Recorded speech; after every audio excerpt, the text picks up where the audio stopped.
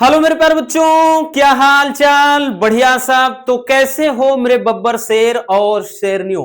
उम्मीद करते हैं आप सभी एकदम मस्त होंगे और बेहतर तरीके से बोर्ड एग्जाम की तैयारी भी कर रहे होंगे।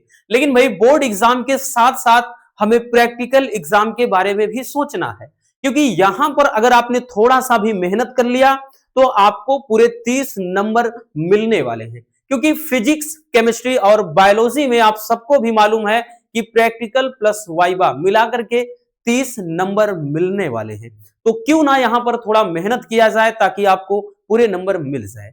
और आपको यह भी बता दें भैया, बहुत सारे बच्चे बोलते हैं सर हमारे स्कूल में तो 1500 ले लेंगे, 1000 रुपए ले लेंगे, काम हो जाएगा। तो भैया इस गलत फहमी में मत रहिएगा, क्योंकि आयोग ने अब की बार पहले भी बोला है कि इन पर थोड़ा रोक लगाया जाए। हर बार की तरह अगर हम बात कर ले तो प्रीवियस ईयर में ऐसा ही होता था कि कोई भी ऐसे ही स्कूल के टीचर्स आ जाते थे इधर उधर करके, मतलब फर्जी तरीके से एग्जामिनर बनकर जाकर प्रैक्टिकल वाइवा वगैरह सब देख लेते थे। लेकिन अब की बार ये सब नहीं होने पाएगा। अगर ऐसा होगा तो इस पर बहुत ही कड़ा कानून बनाया गया है। तो इन सब बातों में मत रहिएगा, क्योंकि बहुत सारे टीचर्स ने इस पे आपने देखा होगा भैया कि धरना भी दिया था कि ये सारी चीजें कम कर दी जाए। तो अब की थोड़ा कमर कस के तैयार रहिए, इन सब से दूर रहिए। तो चलिए आज के इस वीडियो में हम ट्रांसफार्मर पर आधारित बहुत सारे क्वेश्चन को समझेंगे, क्योंकि अधिकांश बच्चों ने जो बनाया है वो ट्रांसफार्मर, या फिर अभी बनाया भी नहीं है, बनाएंगे ट्रांसफार्मर। तो किस तरीके से, कितने तरीके से इस पर आधारित प्रश्न पूछे जा सकते हैं, ठीक है। और ये भी ध्यान देना, हमें दूसरों के बारे में नहीं सोचना कि स्कूल में हमारे ये बताया गया है फिजिक्स में, और हमारे स्कूल में ये बताया गया है, हम ये बताएंगे बनाएंगे। नहीं, ऐसा कुछ भी नहीं भैया। आपको जो आसान लगे वो बनाइए। पता चले आपने भैया बना लिया चल कुंडली धारा मापी, आपको उसके बारे में पता ही नहीं, एक भी क्वेश्चन नहीं तैयार, तो भैया क्या ही बताओगे एग्जामिनर को? कुछ नहीं बता सकते। तो आप जो बनाओ भाई उसके बारे में अच्छे से पता हो, याद रखना, जो भी बनाओ अच्छे से मालूम हो। तो अधिकांश बच्चों के कमेंट आ रहे थे कि सर इस पर पहले बता दीजिए, ट्रांसफार्मर पर। तो भैया ट्रांसफार्मर देखने में हूबहू ऐसा लगता है, नगर, गांव, मोहल्ले, कस्बे में आपको दिख जाएगा। तो ये बड़ा वाला है, लेकिन आपको जो एक्चुअल में आपके चार्ट में बनाना है वो ये वाला नहीं बनाना है भैया, ये नहीं बनाना है, बनाना ये वाला है, ठीक है। क्योंकि वहां पर एकदम आसान फिगर बनाना है जो ये वाला होगा, जिसमें आपको प्राइमरी और सेकेंडरी ये वाइन वगैरह दिख जाएगी, यानी प्राथमिक द्वितीयक कुंडली वगैरह दिखाना है, ठीक है। और क्या कुछ भी इसमें बताना है, पटलित ये क्रोड वगैरह आपको दिखा देना है, यही बनाना है बस। इसीलिए तो ये फिगर सबसे आसान बन जाता है। तो चलिए देखते हैं कितने तरीके से क्वेश्चन आपसे किए जा सकते हैं, क्योंकि भाई जो भी एग्जामिनर आएगा आपको डरना नहीं है। आप ले जाएंगे, आप चार्ट आप सामने रख देंगे, पूछेंगे, बोलेंगे सर जी हमने ये बनाया है, आप यहां से हमसे क्वेश्चन कर सकते हैं। तो वो भी कहेंगे हाँ बच्चे ने बनाया है, पूछ ही लेते हैं भैया। तो चलिए शुरू करते हैं। देखिए पहला क्वेश्चन आपसे इस तरीके से किया जा सकता है कि ट्रांसफार्मर किसे कहते हैं।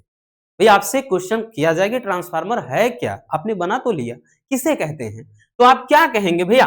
तो क्या कहें, क्योंकि वहां पे पूरा आपको गाथा नहीं गाना है, सीधा बता देना है कि ट्रांसफार्मर, लिखना है यही कि यह एक ऐसा साधन है, साधन कहिए या युक्ति कहिए या यंत्र कहिए, कुछ भी साधन है, एक ऐसा साधन है जो प्रत्यावर्ती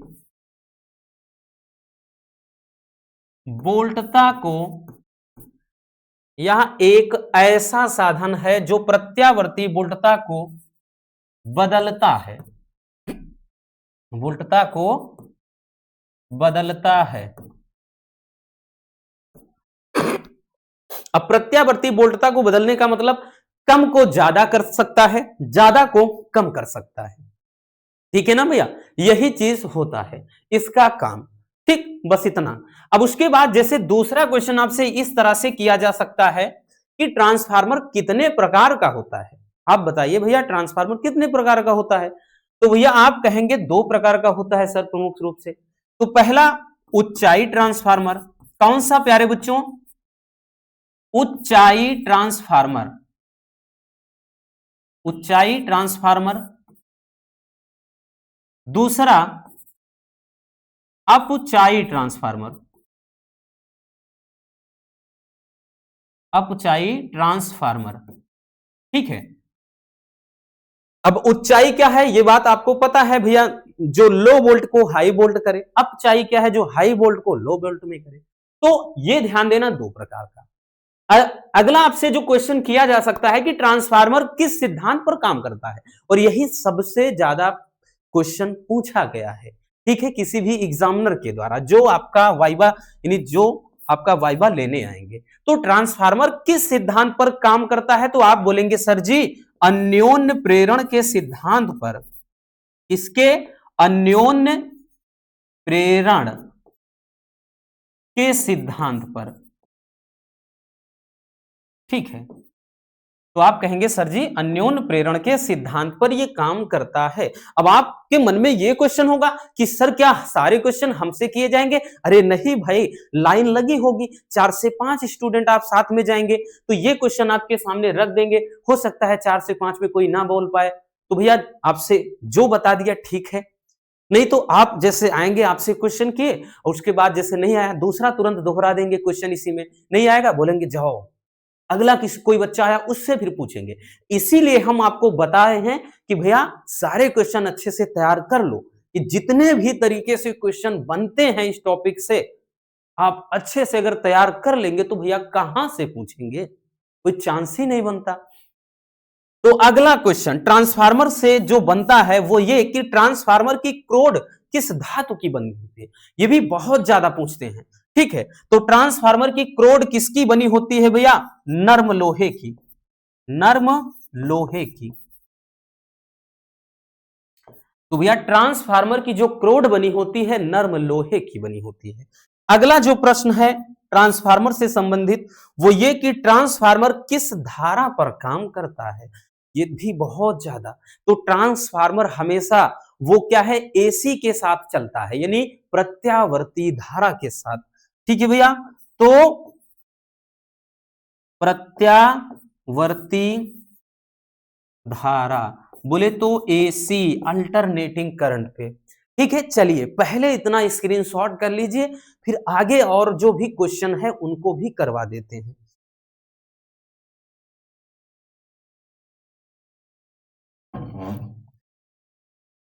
हो गया, चलिए भैया और भी बच्चों इससे क्वेश्चन बनते हैं। अगला क्वेश्चन, अगला क्वेश्चन चलिए देखते हैं। देखिए अगला जो क्वेश्चन है कि ट्रांसफार्मर की क्रोड को पटलित क्यों रखा जाता है। देखिए इसमें इसमें जो एक के ऊपर एक पत्ती रख करके क्यों बनाया जाता है, मतलब उसका कारण क्या है, और भी तरीके से बना सकते हैं, ऐसा क्वेश्चन करेगा आपसे एग्जामिनर। तो आप बोलेंगे, क्या कहेंगे कि सर जी इसलिए रखा जाता है ताकि भांवर धारा कम कर सके। ठीक है, क्या चीज? भांवर धारा, भांवर धारा कम करने के लिए।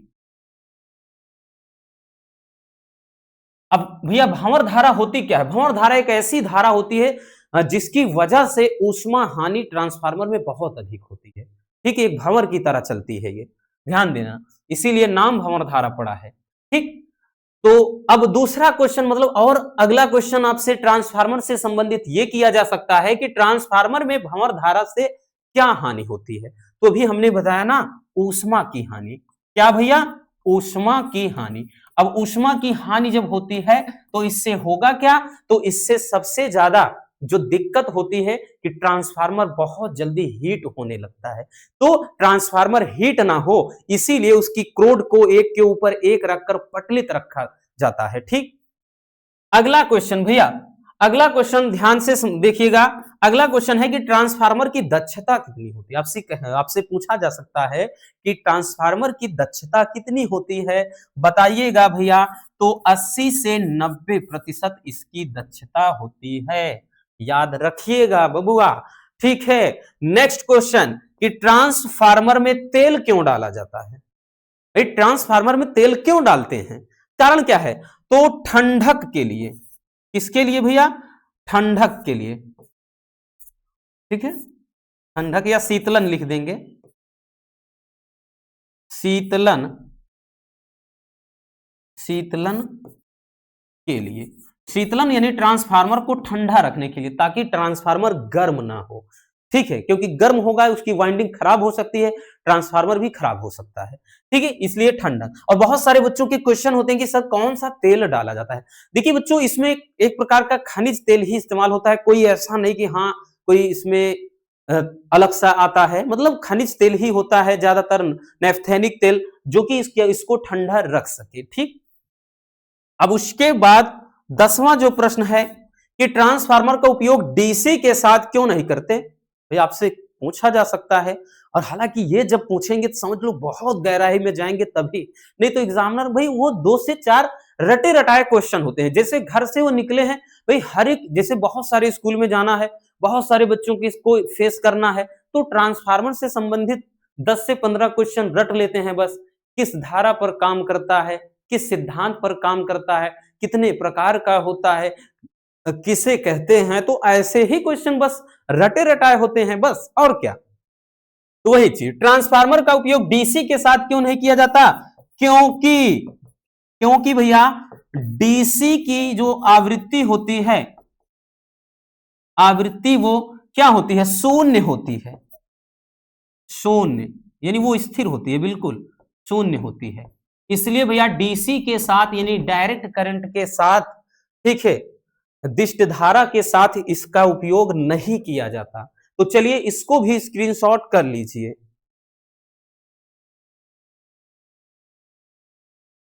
हो गया ना। चलिए भैया अब देखते हैं आगे, और भी 1-2 क्वेश्चन है इसमें। अगला जो क्वेश्चन है कि ट्रांसफार्मर की आवृत्ति कितनी होती है, ठीक है, ट्रांसफार्मर की आवृत्ति कितनी होती है पूछा जाता है।